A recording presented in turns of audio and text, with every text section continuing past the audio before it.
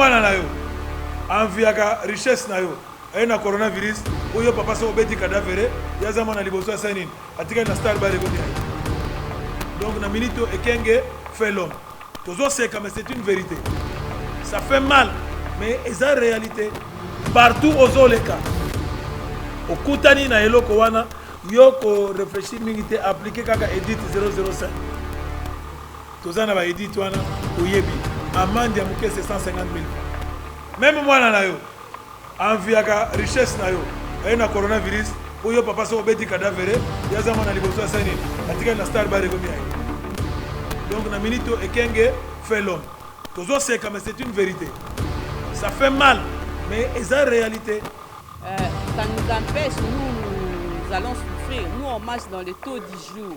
Si on ferme définitivement, donc on nous coince.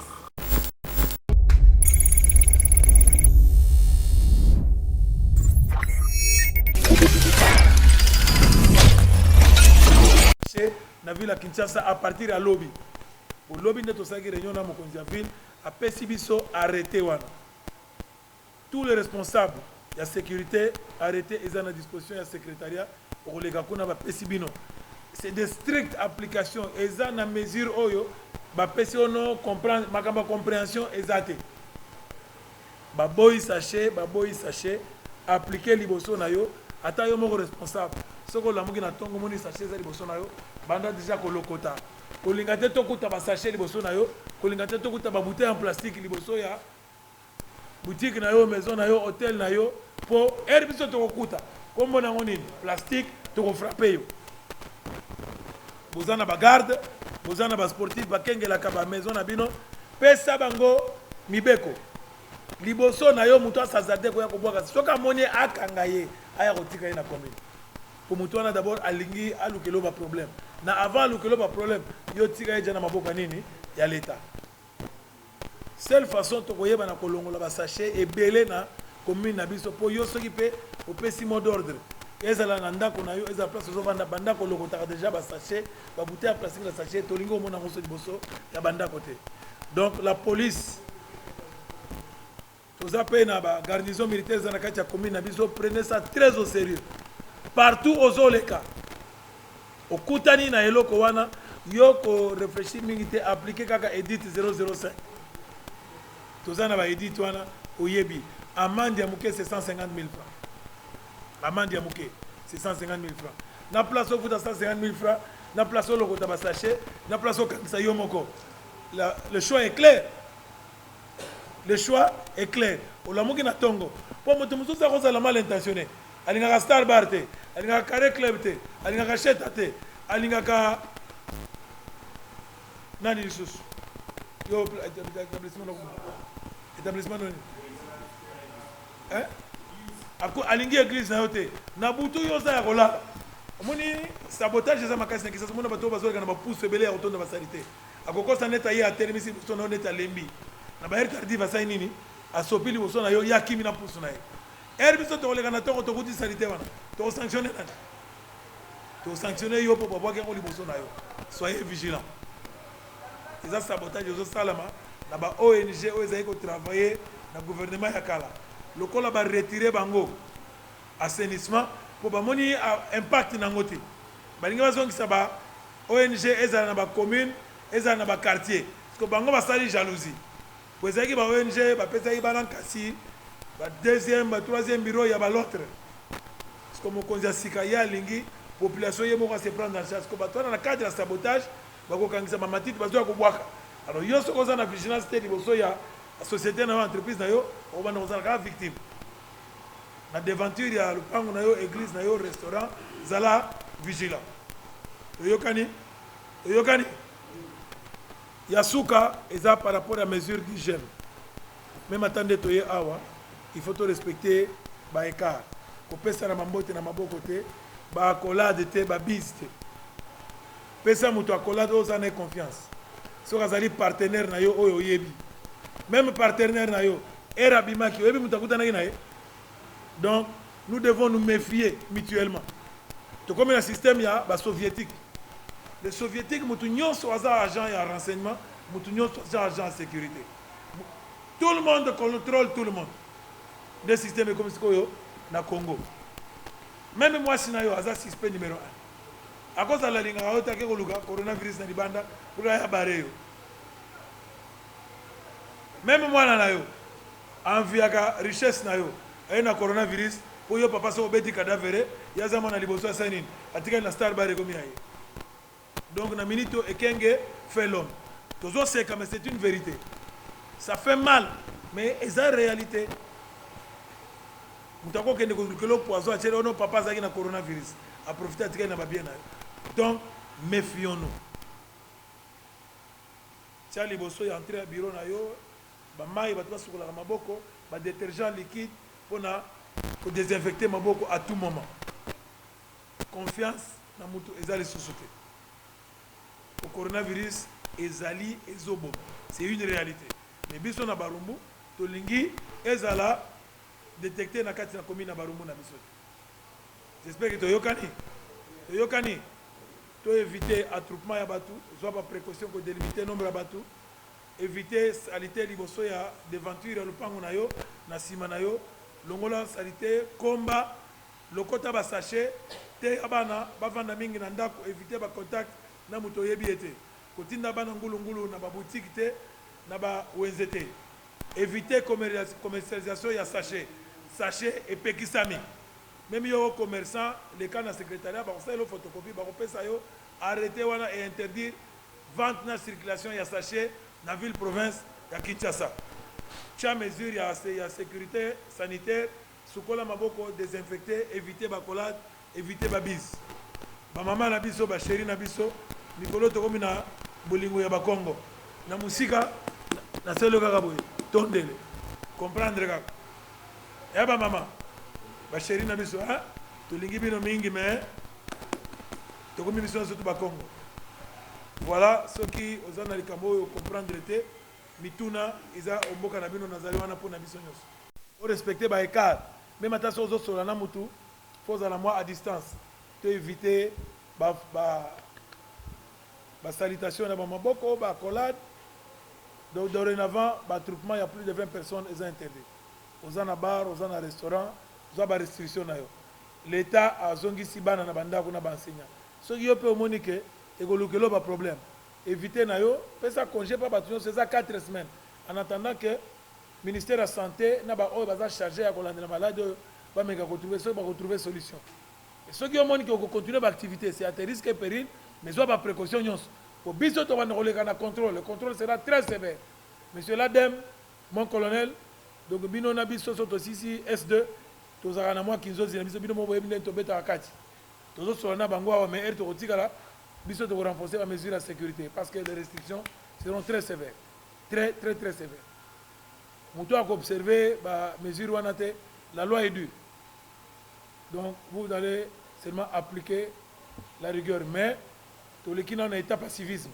Biso barumbu avant tous les canons na ba mesure draconienne, biso to bandarana na ko solo la côté ya population na biso. Netina to bengi bino vous avez leader d'opinion. Vous avez entrepreneur, vous avez patron, vous avez chef d'entreprise. Un chef d'entreprise c'est un manager, un chef d'entreprise c'est un communicateur. Donc zonga solo na batunayo ke eza passe. Ce sont des mesures yo patron on peut perdre bango pe bandi ma perdre on peut foutre bango ndeni parce que yo au salité est-ce que to yo kan ce que pesi mutu congé à comprendre que a rezoé l'autre pour yo peut rezoé l'autre eza mesure sanitaire eza telo ba ya ono au pesa inga congé faut foutre te c'est une mesure préventive pour la contamination. Gouverneur a péquisi commercialisation na circulation na vente ya ba sachet éduquer la population, sachet et pekisami. Le cas de la secrétariat Zoa Mukanda, mais yo moko na tongo, liboso lo pango na yo, na 15 mètres liboso, à gauche, à droite, le côté sachet, combat sachet, so to le kito kuti sanité, to kuti sachet, ata moko kaka. Biso l'état, to ana biso na mbongo te. Mbongo na biso uta na ba poche na bino na infraction. So vous a distrait.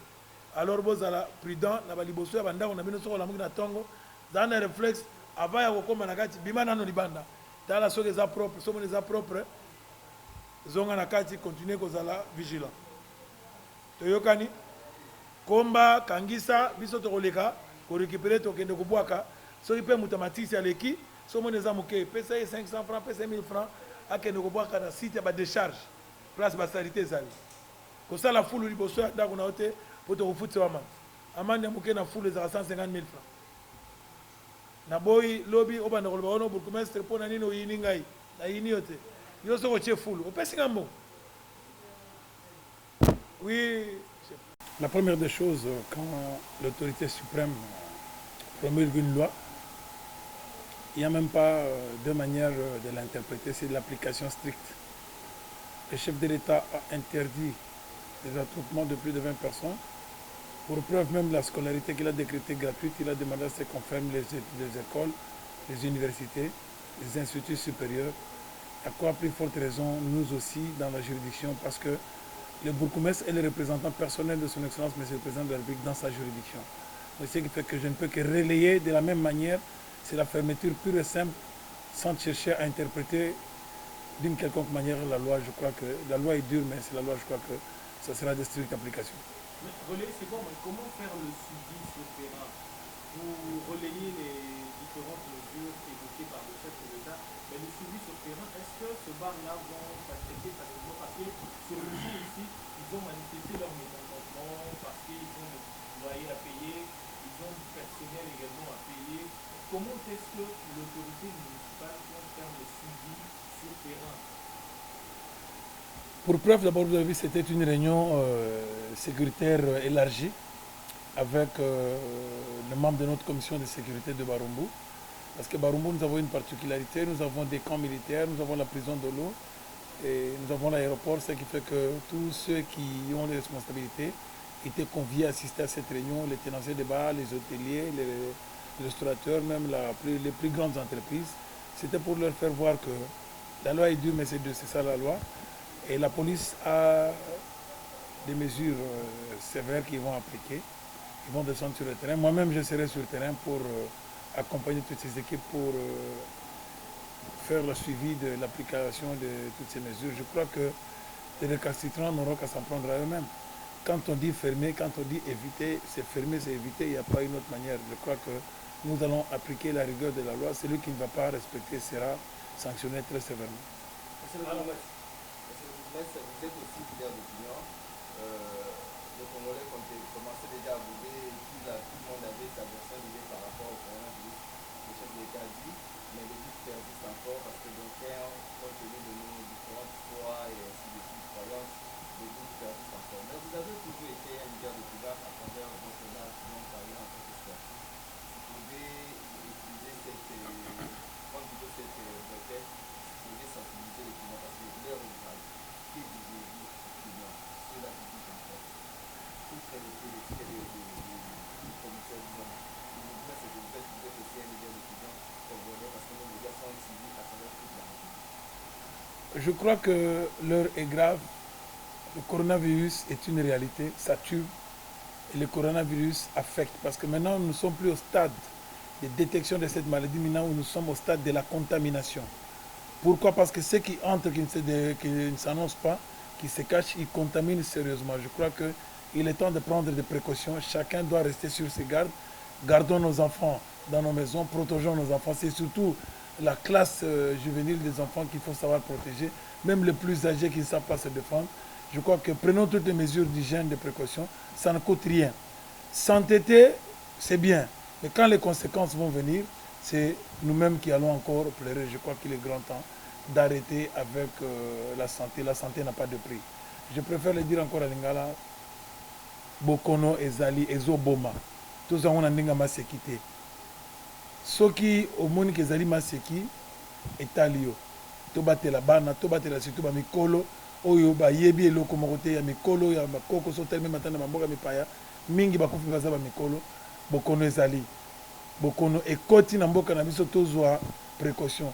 Mwana kisasa sokola maboko kopesa na gamitu te kopesa na mbote te zala musika na moninga surtout soko moninga oyebite surtout soko za mopaya mbote na biso surtout mikolo tozongi na Empire Congo Luzitu kiambote ken. Donc je préfère encore éviter ba contact pour éviter contamination. Je crois que mwana ya Barumbu, mwana Kisasa, yo kambela ya mokonzi ya mboka, yo kambela ya gouverneur ya ville ya Kisasa, yo kambela ya bourgmestre ya Barumbu. Je crois que nous allons éviter.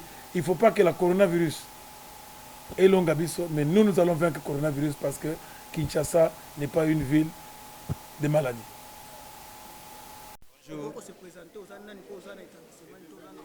Bon, dans un établissement Grand Joe, dans un hôtel bar, dans la commune à Barumbu, les autres réunion bourgmestre a invité Bisso, chef d'entreprise, partenaire autour, travailler ensemble dans le bourgmestre de façon que communiquer au chef de l'État Salaki Lobby pour la maladie à coronavirus, où il s'agit que tout se tenir dans les mesures préventives, tout ces réunion, tout se paye parce que le chef de l'État Salaki point de presse Lobby, et puis tout le monde que mieux vaut se prévenir que guérir.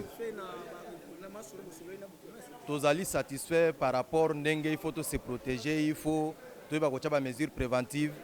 Mais moi, quand c'est ça, de façon que Ndenge a lobby pour moi, que nous sommes coutis ba foule, bossa le pang belé, so ba camion amende 150 000, les apembonge belé, ba man on a payé 150 000, ba foule les autres na ba maya mbula, ba foule les autres télé belé. Population a pendant un moyen, pendant que nous sommes fous les belé chaque jour il y a 15 000, il y a 10 000. Aux hommes on a que les gens ont causé difficulté na biso bateau pendant tovani na ba veni na ba balabala na ba terrassé. Sinon les gens ont très bien.